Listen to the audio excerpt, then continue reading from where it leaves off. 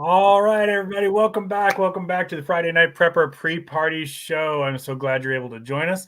Welcome to the weekend. I hope you are ready to have a good time. I'm very excited about tonight's guests. I'm going to introduce them in just a second, but first I want to do a couple little channel introductions things for my channel and give people a chance to catch those notifications. If you are watching this on replay, I do recommend that if YouTube has allowed the live chat to go up, because sometimes it takes a little while for them to approve that, then I do recommend you turn it on. We drop links in there, and I've got a couple moderators. I see Lee from Cold War Prepping is already here, so he may be dropping some links as we go. You'll miss a lot if you don't watch the live chat. That being said, we have a couple rules here whenever I do a live stream. I welcome if you have feedback for me, any criticism for me, you're welcome to give that either in comments or chat. I ask you to please be kind to my guests and kind to the other people that are in the audience. If I see anything that's particularly hateful, there's a pretty good chance that I will delete that if it's in comments. And if it's in chat, my mods have authorization to take down comments, put people in timeout or whatever. So just don't waste your time with that. If you're going to be hateful, you can be critical of me if you want, but be kind to each other. That's the only rule I've ever had for my live streams. So that being said, I drop videos twice a week, usually a live stream on Fridays. I've been trying to get guests on most Fridays when I can, other members of the prepping community, sometimes somebody from hiking or bushcrafting or survival or something else that's related to prepping. And on Tuesdays, I usually drop a product review or a skill such as foraging or something from my garden, things like that. So welcome. If you enjoy what you see, please consider subscribing. And at some point during the video, if you're getting anything of value out of this, please consider giving a thumbs up. Welcome to the Friday Night Prepper pre-party show. Let's first go to Penny. Penny, how you doing tonight? I'm doing all right. How are you, Sarge? I'm doing fantastic. Thanks for coming on. Thank you for having me. It's nice to be on a big channel for once. I'm not compared to mine, anyways. Compared to mine, you are. Well, let's talk about your channel then, because I do want some people to check it out. Now, I could go on and on about some of the things that I'm seeing on your channel that I think are really cool, but how about you tell us a little bit about it? So my channel is geared more towards prepping on a budget, hence the name Penny Pinching. I like to show you how to make different types of things to help you save a little bit of money, get some good gear out of it. I like to help you learn skills, give different ways to save and acquire things. Maybe like I did an entire segment on prepping while on disability and Social Security. So I like to help those people that have a hard time, figuring it out, because that's one of the things I hear a lot. That's what made me start this channel, in fact, was always hearing I can't afford to prep. And I'm here to tell you that you can if you get your priorities right and you find different ways to save, which there's a ton out there. And I just want to help people save and prep. And I know most of us preppers, we like our gear, but you don't have to break the bank, right? That's the thing. Like, yeah, at some point, most people are going to want to get, a fancy knife or a fancy flashlight or a fancy backpack or whatever, but you don't have to, especially when you're starting out or if you're on limited resources, right? One of the cool things on your channel recently that I really loved, I want people to check this out. In fact, I'll drop a link for it in a second here. Is the extendable spoon. Can you talk about that for a second? So I went online one day after, hearing everybody always talk about you need a long-handled spoon. You need a long-handled spoon for your freeze-dried meals. And I looked at the price of them and the length of them and figured out the length of your average freeze-size bag. And even with the longest one I could find, you were still only holding like the last 2.5, 3 inches of the spoon if you were lucky. So you're only getting 2 or 3 fingers on the spoon. and they wanted something like 35, 40 bucks for it. It was some fancy titanium one. And I just got to thinking there's got to be some way to do something. And so I was in the Dollar Tree line one day, and I look up and I see one of those collapsible back scratchers, and it went off like a light bulb. So I went back out of line, grabbed me a spoon from the Dollar Tree, got back in line, purchased that in the back, and sat down and figured out how to put the two together to get a spoon that won't take up a lot of room in your backpack. It doesn't weigh a lot, but yet doesn't matter how long or how short the bag is, it's going to accommodate you. I thought it was so cool. It was really ingenious. I dropped a link for that in the chat, y'all. So please check that out. And when you get a chance, folks, please check out Penny Pinching Preppers YouTube channel. He's got some really cool creative ideas in there, way more creative than I am, way more handy than I am, and is bringing something different to the prepping community that I haven't seen in a long time. So really, really cool stuff. Please check that out.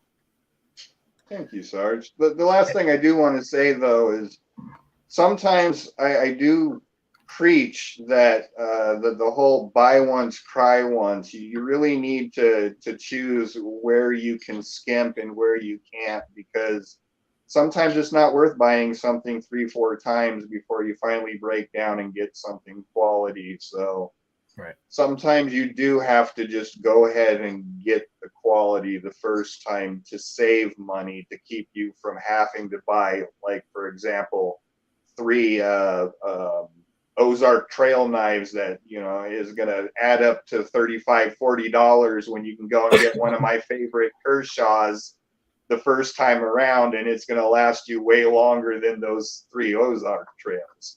Yep. So absolutely. I feel that way about tires. I spend a lot more on tires. I'm not willing to risk, you know, the part of my vehicle that's in contact with the road on cheap tires. So that's one thing I will splurge on and like get the best ones that I can afford. All right. Welcome back to the channel, Prepping by Faith. How are you doing today? I'm doing great. How are you? I'm great. Thanks for coming back on. Thank you for having me again. And I think most of my audience has been to your channel and probably are subscribed. But for anyone that's new, can you tell them a little bit about your channel? Sure. I'm Prepping by Faith. I started my YouTube channel about a year ago now, really to just help prepare the whole person spiritually, mentally, as well as physically. So I do talk about, you know, some food storage, meal planning, different tips and tricks that I've learned along the way. And lately I've been focusing on current events and how they relate to preparedness. Mm-hmm. Yeah, your news stories have really been on point. Usually I'm getting it at this point from you before my news is covering it. So. Oh, well, that's good to hear. Yeah, you've got a good system. I hope you stick with it. I will, definitely. Yeah. And we're going to drop link for Prepping by Faith right now. These are, by the way, if you're watching this on replay, you can also check in the description. I will have links to both of their channels there as well. So the main topic that we're going to hit on today, and we may get on other things. So if you all have questions, please put them in caps. We'll do our best to try to catch them. It just depends on how fast the chat is flying, but we'll do our best. So if we see it in caps, it helps. But the main topic today we're going to be talking about is the economy. You know, where I believe it's a recession. I know there's other people who will debate that. How are we surviving? I mean, most of my audience knows my wife is a baker. So like our whole business, eggs, flour, butter, like we have to have those be at a reasonable price, because you can only charge so much for cupcakes, cakes, and cookies. And then people start saying, they're really good cupcakes, but I can't afford that price. Right. So this is one of the conundrums my family's been dealing with. And you both have been covering this really, really well. What are your thoughts? And we'll go with Prepping by Faith first, and then we'll go back to Penny.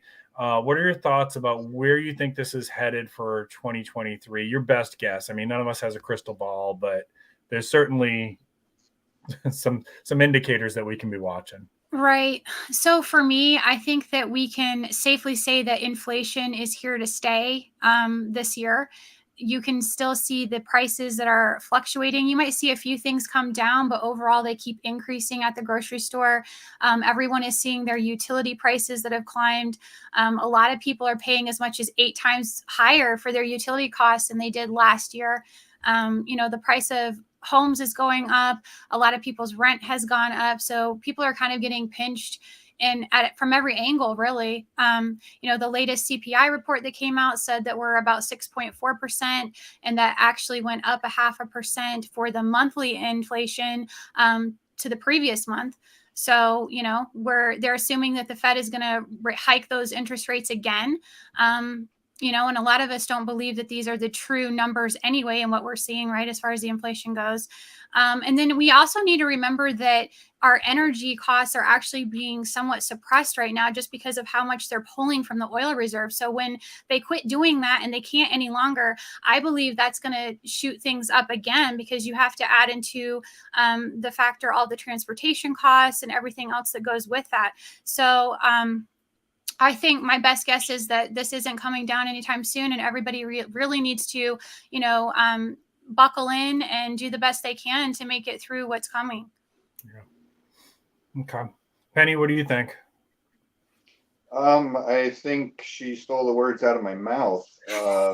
Honestly, I couldn't agree more.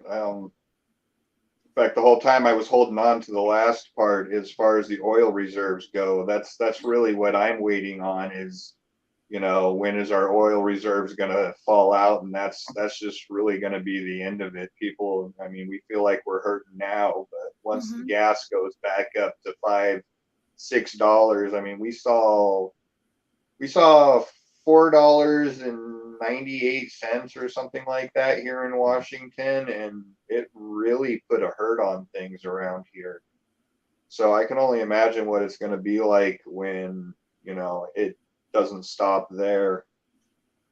And the other thing that I think I can add to that is not only the cost of fuel driving up things, but we've been noticing different types of accidents happening in our infrastructure, whether it's railroad, whether it's cars, whether it's airplanes, in one form or another. There's these accidents happening, and the more that happens, the more it's going to drive the cost of things up, because 2 parts: A, whatever they're shipping to us is getting destroyed in these accidents. And then, of course, there's the making up for it end, which means, double whammy. So the more intense these so-called accidents get, which I've noticed them happening more and more frequently lately, it's just going to keep driving things up as well. Oh, yeah. Yeah, a couple little disruptions to the supply chain, and you think we got inflation bad now. It can get much worse. Before we went live, Penny and I were talking a little bit about the the military industrial complex and stocks and things like that. So one of the big mistakes, and I try to make a habit of owning this if I say something and it ends up like backfiring on me big time. About 18 months ago, when we withdrew from Afghanistan, I think on one of my live streams, I said, I'm selling all my military industrial complex stocks. Well, as it turns out, that was a really stupid idea. I was thinking, okay, we're out of a war. It's going to be a while before we're in a war again. But we're giving most of our arsenal, or a chunk of our arsenal, to Ukraine. So they're going to have to replenish that, which means the military industrial stocks have been, many of them, not all of them, but many of them are doing very, very well right now. And, I'm guessing they will continue to go well, but this is not financial advice. Do your own due diligent research. Because if you had listened to Sarge 18 months ago, you'd be kicking the wall right now. So with all this going on, we talk about, Penny was talking about the fuel prices, and what adjustments have you all made in your households? Like one of the things that we've done is we've really cut back on extravagant dates. And, so Mrs. Sarge and I now, if we're going to do a date, we go to one of the county parks and we'll go for a walk or something like that. We don't even go to the movies as much as we used to, but like forget about like big shows and concerts and stuff like that. Mm-hmm. It's off the budget right now. It's not doable, like, yeah, we could put it on our credit card, but that's a bad idea. You don't use your credit card if you have to for an emergency or something like that. But putting concert tickets on, unless you're going to pay it right off, is at this time with this economy is not a good idea. So we've cut back on extravagant dates, and even like how much driving we're doing during the weekends and stuff like that. Try to cut back a little bit there. What about you, Prepping by Faith? What kind of things is your household doing? We're kind of, in the same boat. We're just really watching what we're doing. We had a lot of expenses that were unexpected with my vehicle recently that hit us pretty hard right around Christmas time, believe it or not. And then that still didn't fix it. We had to, have that car looked at again a second time, and it's still having issues. So God help us. But anyways, so we are just, really trying to rein it in, watching what we're doing. We are, as far as even looking at things on clearance for my kids, it's like I've said many times on my channel, if, you find these items that are such a good deal, but you really need to ask yourself if you even need more of that item. Because if you say already have like 20 flashlights, do you really need another one just because you found one on sale? And understanding when to tell yourself no, I think, because even if it's a good deal, if you don't really need it, then that's really not going to be helping you out later, right? So being cognizant of those kind of things, I think, is important. Just making sure that we are not accumulating any debt, if at all possible, keeping that credit card paid down. I pay that off monthly. That's something that we've always done. We don't have car payments. That's, another thing. I believe in trying to stay debt free. We do have a mortgage payment that we can't get off and under just yet, but at least we are sharing those costs with my parents. And that's something else that we did a long time ago, back in 2015, to get ourselves into a better position, was to move in, build a home together, and share those expenses. So not only do we have, only half of the mortgage that's our responsibility, we also have half of the utility costs, which has really helped us maintain what we are able to do. Mm-hmm. Okay, good deal. What about you, Penny? What kind of things are you guys doing? To be honest with you, very little. We work on a very tight budget to begin with. That's why, my channel is wrapped around, one of the reasons it's wrapped around savings is because that's my life. That's how I live day to day. It's not me just trying to help you. That's just me being myself.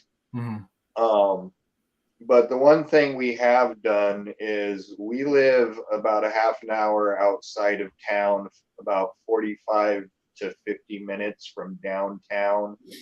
And so we just don't go anywhere as much as we used to. And if we do, we couple it a lot. Like instead of just going to town for a doctor's appointment, we'll go to town for a doctor's appointment and do some shopping at the same time, or something like that. So we're not making as frequent trips into town. Okay, good deal. Let me pause here and just say hi to a few people. I see Uncle Al came in. Prepper Days, good to see you. Dragon Slayer, good to see you. I saw Silver Scorpion. Thank you. Appreciate everybody. Chrome Dome Omega, is good to see you. It's nice to see everybody popping out tonight. Southern Homestead. And there was a few people earlier that I said hi to in chat. I really appreciate everybody coming out to hang out with us tonight. And again, if you have questions, throw them in chat, please, in capital letters. And I know I've got a couple mods in here now. If you can, please also put out your links as well, so that people can check out your channels as well. Bacon's been here with me from the beginning, and Lee always has been showing up on Friday nights and helps out actually a lot of channels with modding. So appreciate you both. Really, really good people. So yeah, make sure you guys are getting your links in there as well. Hey, Miss T, good to see you. All right, so back to the economy, back to like, what are we doing to prepare? I agree with everything you guys said. Would you, as far as like big expenses, right? Taking on a car, taking on a house, things like that. My thoughts on this is, if you don't have to take out a loan right now, don't. The interest rates are like super high and are going to get higher by all indications. The only way I would recommend is if you have no choice. If you have to have a vehicle, you have to finance it, you have to buy a house because a life situation is displacing you or something like that, and you're going to have to finance that house. And then first opportunity that those rates start dropping, if it gets back down into a reasonable amount, see about refinancing. Because these interest rates, it is a bad time to borrow money. And most people, if you've used your credit card regularly when the interest rates were low, maybe it wasn't that big of a deal. It is a big deal now. So if you buy something and you can't pay it off that month, like Prepping by Faith said, you really have to think about is, do I need this? I need this. And that means old Sarge is going to have to stop, purchasing knives and stuff, or really justify it, right? Or I'm going to have to say, okay, well, I made a little bit more money this month, so I'm going to use a little portion of that to splurge on myself. But then you have to weigh it against other things, right? And like, I have tons of knives. I don't need more knives. I collect them because I like them. What are you guys stacking right now? Like, if you were thinking ahead next 6 months, what are you putting back the most of? I would just say who's going first? You've been going back and forth on us. So I didn't call it. Sorry. Go ahead. Prepping by Faith. I would just say food. I mean, keep putting away food. If you need food, then focus on that. We all need to eat, right? We know that. So stick with, canned goods. If you can find them on sale, any of your core staples that you're going to use, focus on that. Those are probably going to continue to increase in price and you're going to need that. If you need things like, socks and underwear, I would focus on that. Any kind of clothing that you can find on clearance, especially with us coming out of the winter season, now is the time to go ahead and grab those kind of items because they are going to be clearancing them out. That is how I've always shopped for my kids, guys. So ever since they were babies, I would just go ahead and buy up the next sizes and put those things away. If you're looking for bigger ticket items and you don't need those things right this minute, I would wait until, some major sale days for those, whether it is Memorial Day or you can hold out and wait till the end of the year for Black Friday. They always put a lot of things on sale during that time frame because they still need to move certain items, right? So they're still going to deeply discount those. So I would hold off on stuff like that. I was actually able to even get my girls a couple of winter coats for next year for $17 on Black Friday. So there are still some really great deals out there. So one of the other things I would tell you guys is, make yourself lists. Okay. So you can make yourself a list for your regular grocery purchases that you need on a weekly basis and focus on that when you're going to the store. Don't let yourself just kind of wander all over the place. Stick to that list so you can stay on budget, but then have a secondary list of items that you're looking for that maybe you don't have yet, and keep your eye out for those. If you find something that's an outstanding deal, then go ahead and consider picking up that item. And that way you're kind of killing two birds with one stone. Excellent. Penny? I haven't been stacking a whole lot lately because I'm trying to make this great move cross country, so like all my money's going there. But the one thing I have been consistently stacking because I can still barely afford it is heirloom seeds. Great. I'm one of those people that believe that seeds are going to be worth their weight in gold when the food crisis comes. It's going to be one of your greatest barter items that you can have. It doesn't really deplete your food source, and B, you're not going to get shot in the back. So, a lot of people say bullets, but so I have been consistently every week going down and getting me more packets of heirloom seeds. And I do specify heirloom because I want to be able to reproduce seeds. I think that's very important. And having a book to go along with it because different seeds have to be harvested and processed in different ways in order for them to work properly, grow properly when you're reseeding. So having a book with that is helpful. But for the most part, that's been my big prep right now. I got plenty of food, and to be honest with you, food is heavy to haul cross country, so I'm not trying to add to that right now. Absolutely. So I'm glad you brought up the heirloom seeds. Let's talk about that a little bit, and how, you know, for gardening and foraging and things like that, how that can be, especially, you know, during the Great Depression, families that had a little bit of land to farm and hunt on fared a little bit better in the Great Depression than those who didn't have that, right? The heirloom seeds, for those who aren't aware, what Penny's talking about is an heirloom seed has stabilized genetics, and it's been stabilized for, I think it's more than 50 years. I always forget what the timeline 25. is. It's 25? Okay. Yeah. And so as long as you don't, so if you grow like poblano peppers is an example, I always grow those, and those are an heirloom pepper. As long as you don't grow another pepper in close proximity to it, your seeds can be saved and replanted, and you're going to get more poblano peppers, right? Now, with peppers, if it crossbreeds, the worst that's going to happen is you're going to get a new type of pepper. But the idea with heirloom seeds is that it's a stabilized genetic. If you're not crossbreeding it with anything else, you save those seeds, and that's your next year's seed supply. But there's a couple other crops that I think preppers should pay attention to. And yeah, when you're first year you're gardening, it's a little bit more costly in the first year because there's some startup costs that go with setting up your garden. But after that, you know, you can do really well, and it can save you much more money than if you were buying the same amount of stuff in the grocery store. And you're probably going to have an abundance that you can trade with other people. We're going to talk about bartering here in a second. Or you can, you know, give to your neighbors who have chickens in exchange for chicken eggs and things like that. Or maybe your neighbor has pigs that they slaughter, and you can trade it for some bacon, right? You know, all kinds of cool stuff like that. But a couple other crops to be thinking about for preppers is sweet potatoes, highly sustainable. Your sweet potatoes are the leaves themselves can be eaten all summer long while the sweet potatoes are growing under the ground, and you just cook it like spinach. It tastes like spinach. And then when you get your sweet potatoes, they stay good if in a cold, dry place for a very long time. So it's a good crop to like put under the cupboards for the winter. And then in the spring, when you're getting ready to start your garden again, you can use those to make the slips for the following year. So it becomes this very sustainable crop. Garlic is very similar. You plant garlic one time, and you save a little bit back for the next year, and you can keep planting garlic year after year after year. So there's a few crops like that. And then think about some space in your yard and your garden also for things like asparagus, which will give you 10 years of crop. Blueberries can give you like 20 years of crop if you treat them good.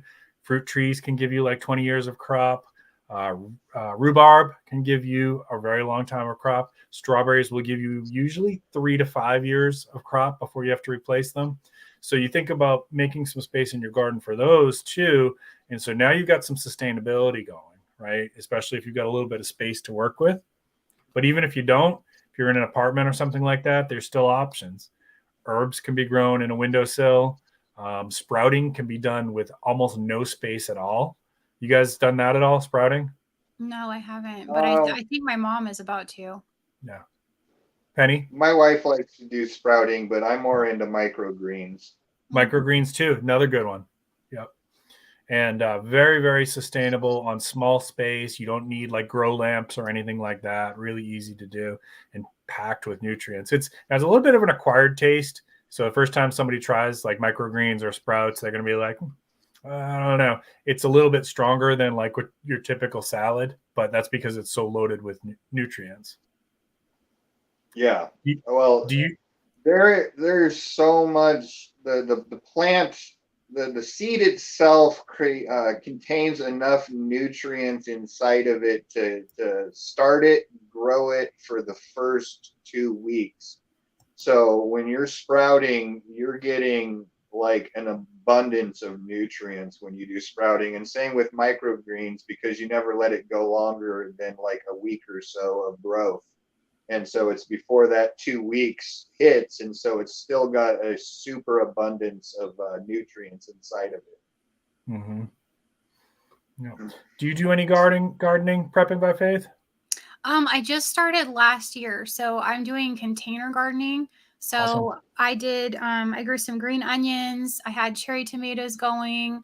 I was trying to get some bell peppers going, and those produced, but they got eaten up with a nasty little bug. So I never was able to get any of those. And I grew some potatoes. So I'm working on this year, kind of sticking towards the same thing with an emphasis on potatoes. I really want to try to get my yield up because I didn't get as many as I would like. So I'm going to be trying some different things this year to see if I can't get some more potatoes, because to me, that is where it's at.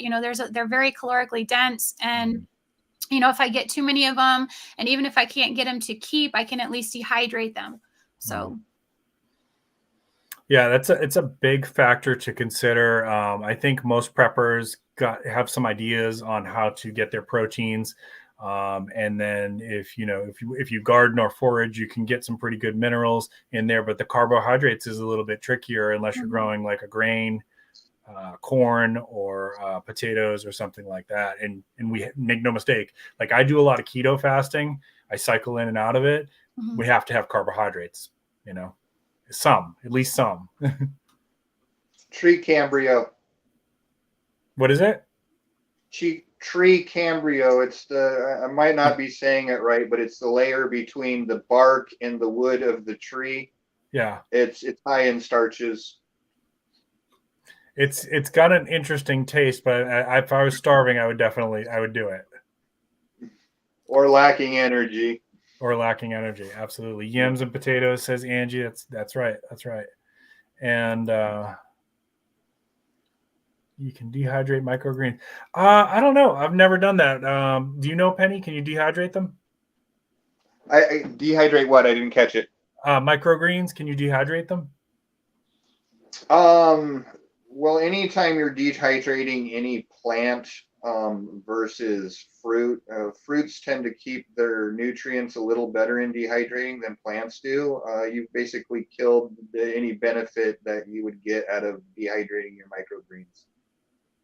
Okay. So it's really not worth it. You can do it, but now you're back to like basically less than regular salad.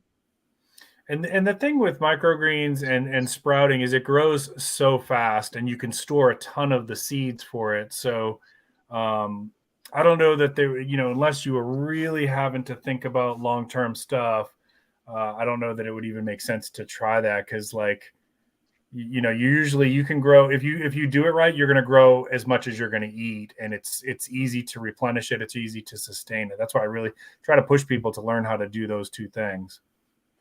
Yeah, with microgreens, one double fluorescent 4-foot light setup, it doesn't even have to be a grow light, just regular fluorescent lights work for microgreening. And one of those 4-foot one will feed 2 people, microgreens daily, every day of the week. So, I mean, when you think about how little space you need, how little electricity you need, even if the electricity's out, you can still grow microgreens in a window in the middle of winter as long as your room is warm enough. Mm-hmm. So I see thing. Say that again. It's pretty interesting, microgreens. People don't know a lot about it, but once you start going down the rabbit hole, you're like, why didn't I, come to this conclusion a long time ago? Yep. So Bacon mentioned growing tobacco. So a lot of the seed companies do sell tobacco seeds. Check your local laws on that. I don't know, probably like if you're growing for personal use and you're under so many plants or whatever, it's not that big of a deal. I know when I was in Kentucky, to grow large amounts of tobacco, you had to get a license for that and stuff like that. But you can certainly buy the seeds. I know Baker Creek has sold them, and I'm pretty sure I bought Hopi tobacco on Country Garden Seeds just to kind of have it in the stack. I don't smoke, but it was, again, I thought about it like, oh, this might be kind of fun to grow, and it could be potentially a barter item. Which leads us into the next thing.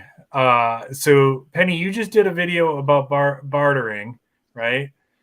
I did. So I'm going to let you lead into this. And for chat and audience, just keep in mind, because I got corrected by one of my audience members, I didn't know this, that if you barter, it's actually technically taxable. No. So anytime we're talking about bartering here, we're talking in hypothetical situations without rule of law. No actual transactions are taking place.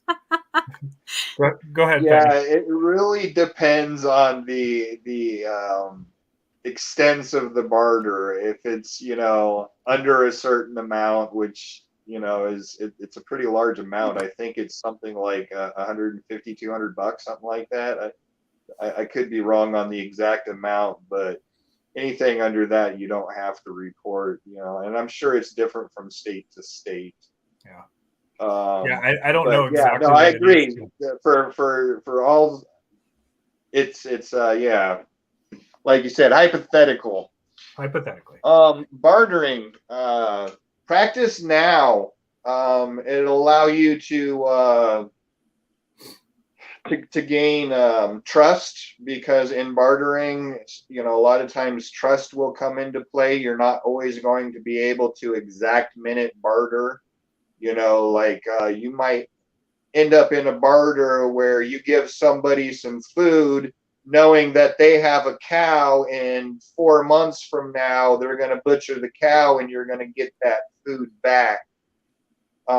So learn trust, and practicing that now is a good thing, because if you're out a few dollars in the middle of a barter right now, it's no big deal. If you're out a barter after things go bad, it's a big deal.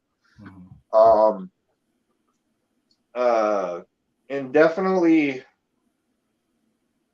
don't be afraid to barter, and don't be afraid to think what you have is worth something. That's one thing I've learned in this bartering is I always say, well, I would only charge this much for a product because a lot of time I don't think that somebody would be willing to pay more than that certain amount. And come to find out, I'm significantly underpricing myself. So that's a good lesson to learn right now is, what is your skills worth? What are some of the things that you have laying around? Even though you might have only paid $10 for it now, 3 years from now, it might be worth $30. Mm-hmm. So to keep those types of things in mind, so that at the end of the day, both people are happy and nobody feels like they've been cheated or ripped off, is really the best thing. Because that leaves the door open for further business deals down the road. Mm-hmm. So where would, and let me ask this before I go on, those of you who are in chat, go ahead and throw up some ideas of what you think are good bartering items, okay? And we'll come back and we'll hit on those in a second. So Penny, what do you think are some good places where somebody could learn to practice this skill? I'm doing it right here on YouTube. Yeah. I've, in the last month and a half, placed 2 orders for my collapsible ferro rods and fire kits. And I've done it right here through online. Not online, but right here on YouTube. People just mm-hmm. seeing, my products that I make and being like, they want one. And I'm not really big on selling things. We have barter fair too. Most places do, yeah. Do they? Yeah. Because I heard of it more here than a lot of other places. So yeah, like my wife's pointing out in the background here, barter fairs, go and check them out. Don't stay around for the hippy dippity stuff, but at least get an idea of what it means to barter. Go to a real barter fair. I've gone to some where not a single booth was willing to barter. They wanted cash, and I was like, I thought I was coming to a barter fair. Yeah. So yeah, definitely. Go ahead. I was going to say, like those big flea markets and things like that, a lot of times people are willing to kind of haggle. If you see something on the table and, you say, well, how much for that? And you can, whether you're talking about cash or you want to trade something that you brought with you, a lot of times people are willing to kind of haggle. So you can kind of practice that, because there is a little bit of an art to it, right? Like knowing when somebody's trying to screw you over, basically. Pull the wool over your eyes. Yeah. Yeah. There's definitely an art. And I'm learning it slowly. And honestly, I'm glad I started doing it now, because trying to figure out how to do this when life's chaotic and more chaotic than it is now, I think that would just bring a lot of stress to the table. Yeah. Yeah. What about you, Prepping by Faith? You got any thoughts on hypothetical bargaining? It's like you guys said, trying it out now. I think if you have, a solid group that you've already committed to, and you could figure out a way to start, that sort of transaction, I think that bartering skills is going to be something else that, we need to think about. It doesn't always have to be a physical item. Sometimes there's something that you can do and that person can do, and you can trade labor for that item. Something that I think that we don't really talk a lot about is just, how bad hygiene might get in a situation like that. And I think a lot of hygiene products would have a lot of value as far as a barter item, especially things like, feminine care products and, just soaps and bleach and anything like that that could be used as a disinfectant, I think are going to be worth their weight in gold as well. Absolutely. Absolutely. All right, let's see what the chat has to say here. So I asked the chat for some things that are potentially could be bartered. Now Bacon said jokingly women, but actually, unfortunately, in extreme circumstances, that kind of stuff is going to happen. It is the oldest profession for a reason. And in areas of the world where things have really fallen apart, not only does that become even more prevalent, but also, unfortunately, human trafficking and things like that. So that really would happen. It's one of those things where, like, don't be a part of that. Don't contribute to that system, and be part of the solution, not part of the problem. Right. Exactly.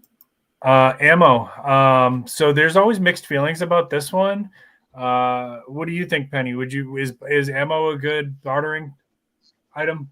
I used to think so, but the amount of room that it takes to stockpile ammo and how hard it would be to get once the factory shut down, I don't know that I would be willing to on that basis alone, because every one bullet I give up is one potential deer or squirrel or something that I could be putting towards feeding my family. And then the other thing is if they know that you have a stockpile large enough to actually trade some of your bullets out, who's to say they're not going to take that bullet, put it right in their firearm, and take you out and take the rest of your supplies as well. Mm-hmm. Yep. So my thoughts on ammo. One. Yeah, my thoughts on ammo would be if I had a lot of a certain caliber, and somebody that I knew and trusted needed that, I absolutely would have no problem with giving it to them, trading with them, whatever. But with a stranger, I probably wouldn't do that. And then Lazarus Long said, sugar and salt. What do you think, Prepping by Faith? I think those are great ones. I mean, salt, and will last forever. Sugar lasts a really, really long time as well. So, if you've got the room to store it, I think that those are great items. To your point, though, about, bartering and trading with strangers, I do think that we're better off trying to stash the things that we know we're going to need, right? And in those instances, I think that's why it is better to be trying to build those trusted relationships now, so that if you are going to be completing some sort of a transaction like that, it is with somebody that you at least have some sort of rapport with, right? Because if everything is absolute chaos, are you really going to trust that other person that you're trying to make that transaction with? And you have to ask yourself that. And do you have somebody who can, spot you and watch that whole thing go down? Because you really shouldn't be going and doing that on your own. I just think that there's a lot of things that could go wrong there. So I would say use a lot of caution and try to complete that transaction with somebody that you know. Yeah, and Lee says totally depends on the event and where we are in the timeline after the event. I 100% Great point. agree with that. Yes, Lee, I agree. And Lee's been talking a lot about Furfell's book about the collapse of the Argentinian economy, and which is a really good resource for people. Like if you're in the prepping community, that should be on your prepping bookshelf. The preparing for the coming collapse or whatever. Lee, if you could throw that in the chat, the name of it. If you got a link to it on Amazon too, that would be great. If not, just throw the title in it.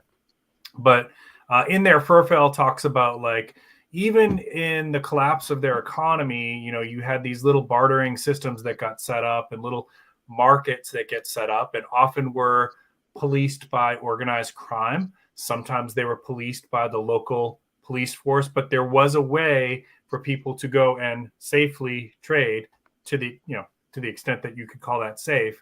Mm-hmm. And I agree with you, Prepping by Faith. Like if I was going in there, let's say I was trying to get some eggs and I was bringing, some Band-Aids to trade or something, right? I would want somebody to be not engaged in that transaction, maybe 25 feet back and kind of eyes on the crowd and that kind of stuff. We're just kind of covering my six because people get desperate things happen, and people who wouldn't do something bad when they get real hungry are going to be tempted to do something bad. Mm-hmm. Creative Redundancy says seeds. I completely agree. What do you guys think? Definitely. I already told you that I collect them for trading because I think they're going to be worth their weight in gold. I mean, it's better than giving out your own food that you've already grown, and it allows somebody else to have a chance to have food.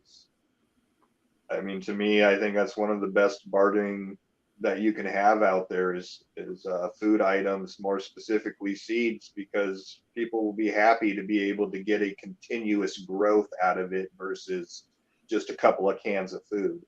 Well, they can if they have the knowledge, though. So I think even to your point, having that knowledge and being able to pass along that instruction with it is going to make it worth even more, really. I agree. Yeah. And good seeds are viable up to 10 years. They start to lose some viability over time, but it's not like they all of a sudden, like at year 10, they are no longer good. It's more like 10% of the seeds might not be viable, and then the next year 20% of the seeds, and then 30% of the seeds. But they've found seeds from really hundreds of years ago that were still viable. So if you store them, they found hemp seeds in not Africa, Egypt. Well, Egypt is in Africa, but in Egypt that they were able to cultivate. Mm-hmm. Yep. It sounds a lot in a way like antibiotics, right? Mm-hmm. Yeah, antibiotics lose their viability slowly over time. Yeah. The colder and the drier you can keep them, the longer they will last. Yep. Over-the-counter medicine, I think that's a great suggestion. There's going to be a lot of people who are going to be needing stuff. Yeah. Now, if you had access to, say, asthma medicine or something like that in without rule of law situation, let's say that you happen to be the guy that had the truck full of that stuff that was coming in on the day stuff like that, diabetes medicine, like that's going to be in huge demand. Anything life-saving is going to be in huge demand. Asthma medicine, diabetes medicine, seizure medicine. Yeah. But over-the-counter medicine, we're talking about like aspirin, ibuprofen, Benadryl, Imodium would be one I would encourage people. Definitely Imodium. Imodium, because water is going to get really questionable really fast if people are not, managing the water treatment plants, and you may not even be able to get water from the faucet at some point. The Imodium slows down diarrhea, which dehydration through diarrhea is one of the biggest killers in the world. Mm-hmm. It hasn't been a problem here for the United States because we're very blessed with good water treatment plants, but that could change. And it is not something that most people in the U.S. think about. But yeah, Imodium would be one I would have in your cabinet. What other ones can you think of for over-the-counter medications? Well, just the opposite of that too, right? So something that could help move your bowels as well, because if it just kind of depends on how your body is going to react to that different food that you're eating. So for us, I've heavily stocked up on, the Equate version of Benefiber. So, I have a whole cabinet dedicated to that just in case as well, because my kids like consistently have to have that anyhow. So just making sure you think about things like that. Obviously, in addition to over the counters, you want to think about things like your topical medications as well. Different neosporins and, calamine lotions. I think even something like a lice treatment, that's not something that we really talk about, but, it's something that could happen, and you would want to be able to have a way of taking care of that right away rather than it going through the whole family. That's a great suggestion. Ultralotramin is another one, not just for, jock itch or whatever, but my husband actually recently somehow got a hold of ringworm, right? And so being able to take care of something like that is also going to be invaluable. Yep, all good suggestions. Penny, anything you want to add to those? Yeah, fever reducers. One of the biggest thing, back in the day before modern medicine, people commonly died from the flu, and the number one death was not being able to get the fever down. It wasn't dying from the bug itself. It was from not being able to get the fever down, overheating and dying. So fever reducers. And you want to have some children's doses too, right? Yes, definitely. Mm-hmm. Yeah. So Tylenol, aspirin, multivitamin as well, guys. At least a basic multivitamin for everyone in your family. Mm-hmm. What about meat as a bartering item? Certainly, like canned chicken, canned hams, beef jerky, any of those that are going to stay good for a very, very long time. I think, especially in like the midterm of like of a crisis, right? Like, so supply chain gets disrupted, and now it's been a couple months, and most people don't know how to hunt, fish, or trap, so they're going to be craving some proteins pretty bad. I think so. What do you all think? Yeah, I mean, I think that's a great one. That's one I wouldn't stockpile for. That would be, I would definitely trade it out if I got a large kill and I had some extras, something like that. I would barter the meat out. But when you think about the space, the time, the effort you went into stockpiling it, I would rather keep it in my stocks, honestly. But I definitely would trade out a large kill or something like that, because you can never store it all. You can never preserve it all. And even if you smoke it, it's only going to last, 6-7 months before it goes bad. So. Okay. Karen says hardware supplies. I've never thought about that, but that's actually a really good suggestion. Mm-hmm.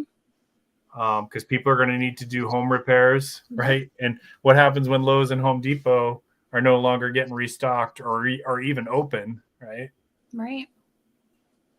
I agree. That's a good one. Sunflowers is going to barter away her family members. I hope they don't see that, Sunflowers. If anybody wants to buy some family members, I got some real cheap. I'll sell right now. I already told the chat all about it. Let's see. Uncle Al says toys, games, high class handbags, and purses. Again, I think that depends on how deep we are into it, right? Luxury stuff like high class handbags and purses. You may think no, but like Furfowl talked about, like some of those luxury items, because people are so needing that morale boost, that like a tube of lipstick, he said that, he got an important meeting with somebody by basically bribing the secretary with a tube of lipstick. So you'd be surprised. Definitely agree on toys and games, especially for like people who have kids. Like, oh my gosh. I would think even chewing gum and like hard candy would be other ones too that would be really good to barter with. What do you think, Penny? Well, let's be honest. At the end of the, if things get really, really bad and, there's no longer factories producing anything and we're in this whole bartering type situation, anything is going to be good. Because Yeah. you can't store everything all the time forever. You're eventually going to run out, not have it, need it. So, I mean, honestly, anything can eventually be used as a bartering. Even old used plastic bags. Oh yeah.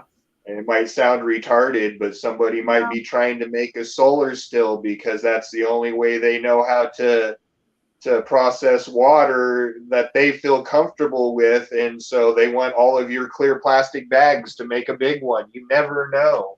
Mm-hmm.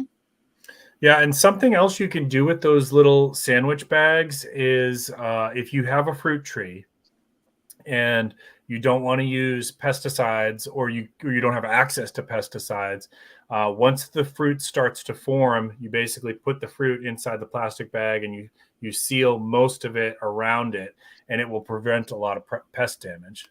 Oh, that's a great idea. Mm-hmm. That's Lee cool. says he's got a solar freezer. Oh man, if you were the person with ice cubes, I think you'd be really popular. People love their ice cubes.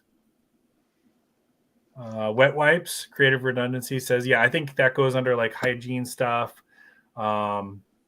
Anything that's going to help people stay clean, which is, Lee talks about this a lot, that the importance of hygiene in SHTF, right? Like, Mm-hmm. that's not just part of like preventing disease, which obviously that's the number one thing. You don't want to get, like you talked about, head lice before, and you don't want to get a bacterial infection. You don't want to get, some simple paper cut that might not have been that big of a deal because you didn't manage your hygiene well, now becomes like a serious infection, right?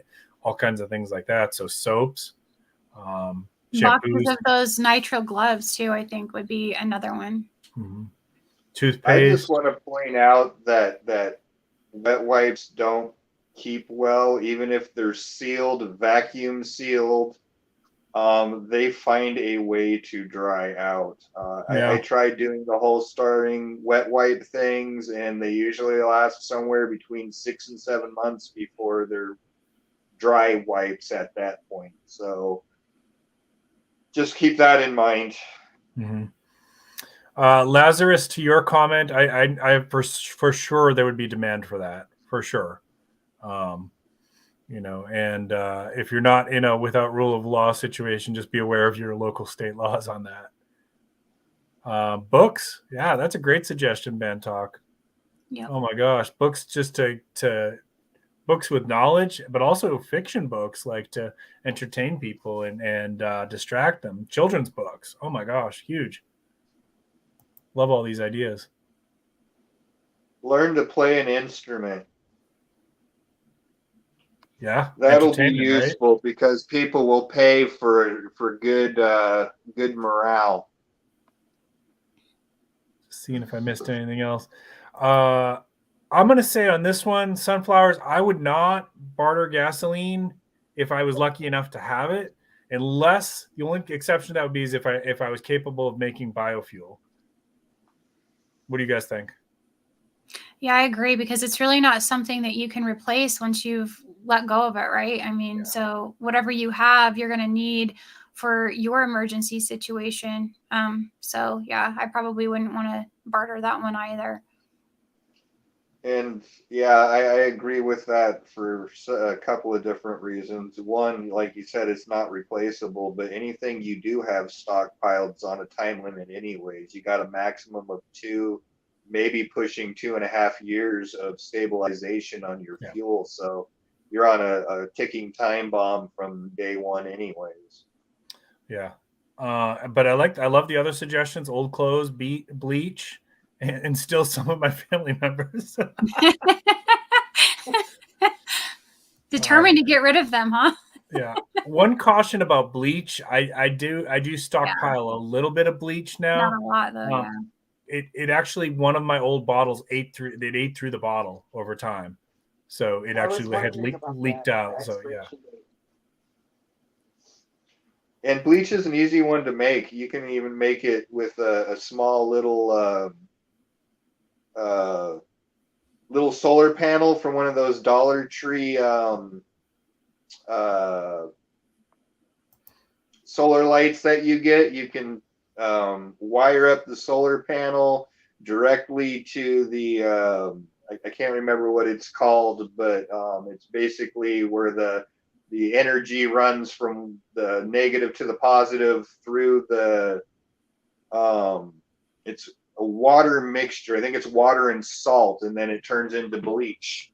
It takes a little bit of time, but yeah, I mean, you look it up how to make your own bleach, and you start to realize how simple it is, and you could literally do it with a small little solar panel.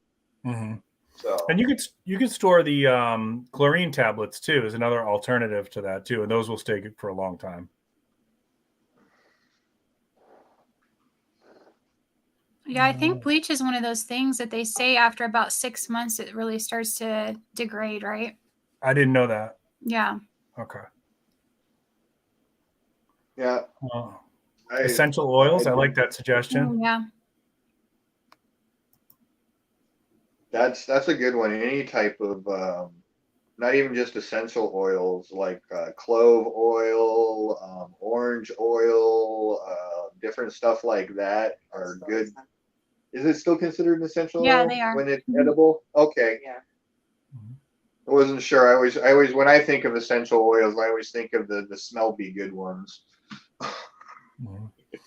And a couple people mentioned Selco's books here too, which are very, very good resources for what to expect when SHTF.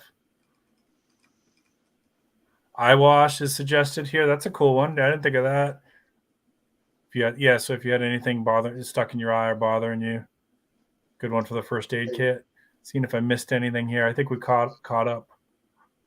I keep eye wash in every last one of my first aid kits.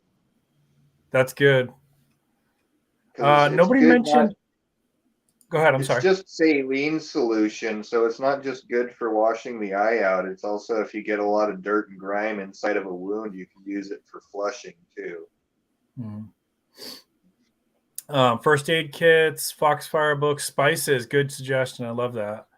And I think that's it. So nobody mentioned alcohol. Yes, they did. I think those little nip bottles or whatever they call them, the minis. Mm-hmm.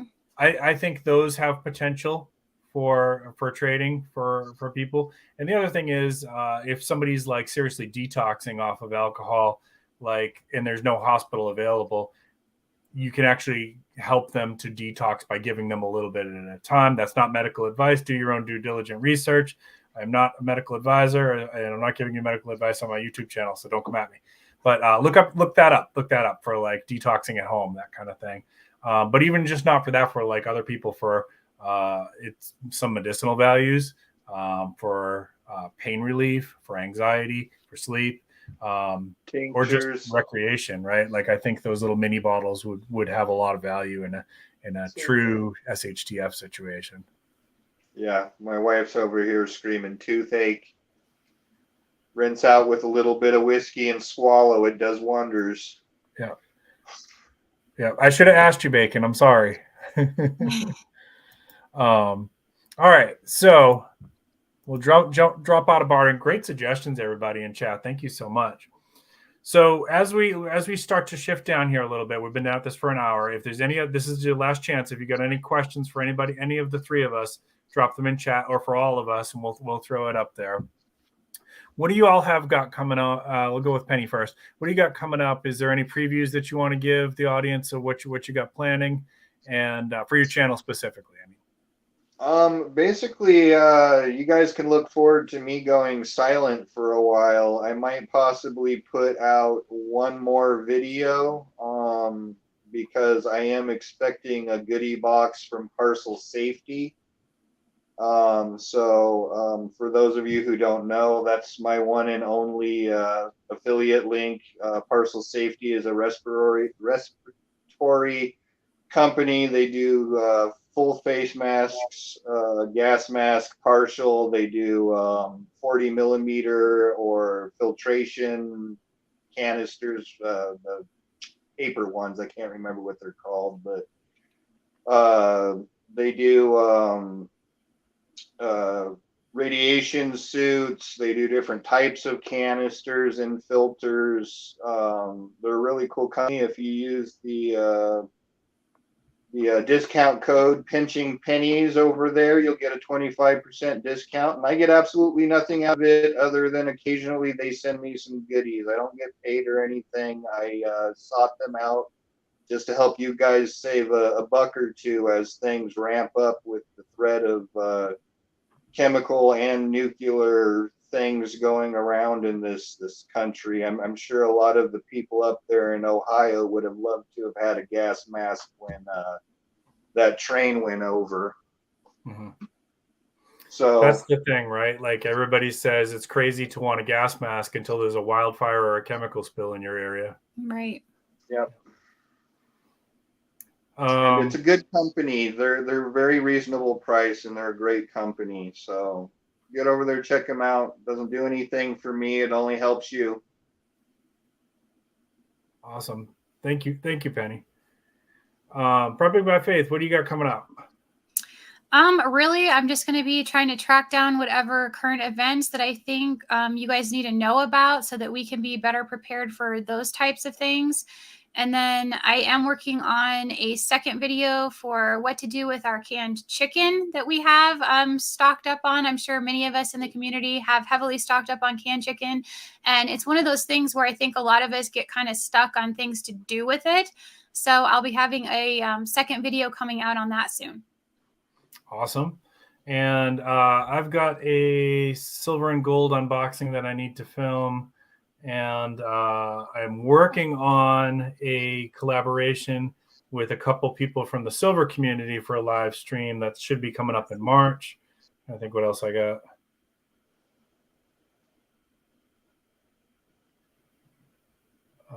Yeah, that's going to be March. Sorry, I just wanted to throw in there real quick. The reason I'm going to be quiet for a while is this move cross country is going to take up all my time, so I can't move and do content at the same time. Absolutely understand, and welcome to the East Coast. We're glad to have you on this side. Yeah, looking forward to being over there.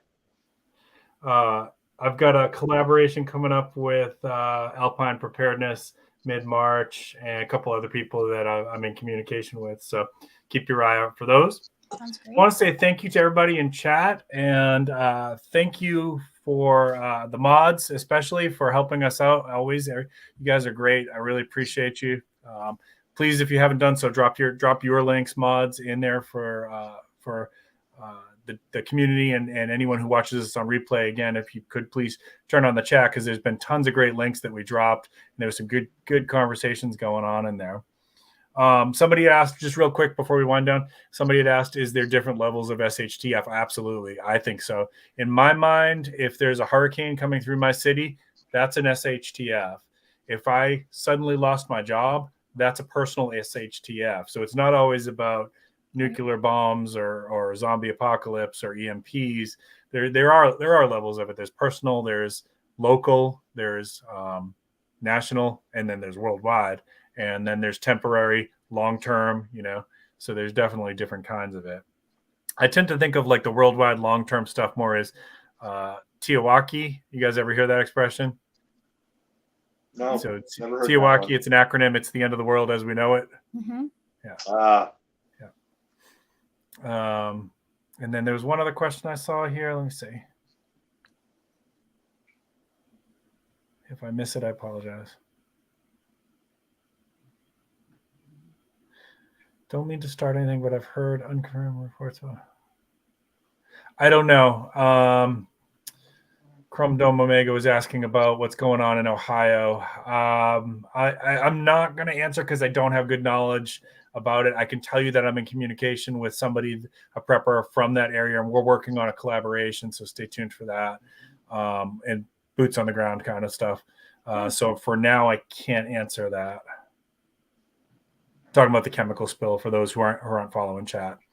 All right, so let's wind this one down. I always like to say a little quick word of positivity. Word of positivity. Words. if you're suffering through a bad situation right now, your own personal SHTF, such as the chemical spills in Ohio or the ice storms that are going on in the country right now, and even like I saw LA even got like snow. This is like crazy stuff. Just know that you're not alone, right? So if you've got neighbors, reach out to your neighbors. There are, especially if we're in Ohio, like the entire country is watching this and trying to figure out how we can help.